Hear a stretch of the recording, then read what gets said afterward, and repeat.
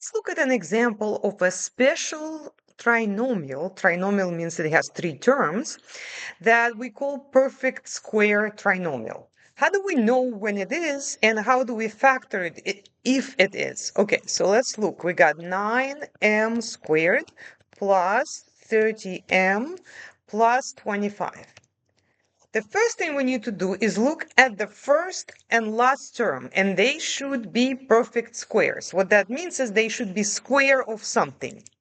Okay, first we identify square of what is 9m squared. We already know that m squared is, what is it square of? Well, that would be m. Or what about 9? Well, if you don't know what 9 is, let me just clear what I have here. What is square root of 9? Well, that's 3, right? So to check if a number is a perfect square, you just take a square root of it. And then if you see a whole number with no decimals, then it is a perfect square. And we can see that 9 is a perfect square of 3. So let's put 3 over here. Now, 25, is that a perfect square? Well, if you don't know it, just put it in the calculator. Yes, it's a perfect square. It's a square of 5. Now, that is almost exactly what we want. However, we still have to check the middle term. This is going to be called A, okay, the 3m, and then this is going to be called B. And then this middle term is supposed to match, in order for it to match the pattern, 2AB.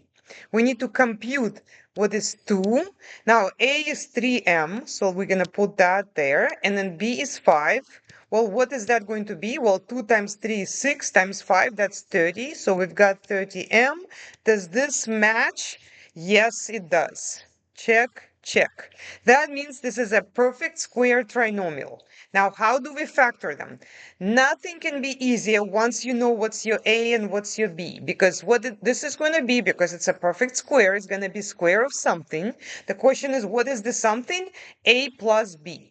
A plus B. Well, what is A? We just identified that's 3m plus what is B? That's 5. Now, to check and see if this is correct, you can actually do that by foiling, right? What is 3m plus 5 squared? Well, that's the same thing as 3m plus 5 multiplied by 3m plus 5 again, right? And then if we use FOIL, it's first, which is 9m squared, then outer, which is 15m, then inner, which is also 15m, and finally last, that would be 25. But these two terms can be combined because they're like terms into 30m, and we can see that that matches the original problem. That means that we got it.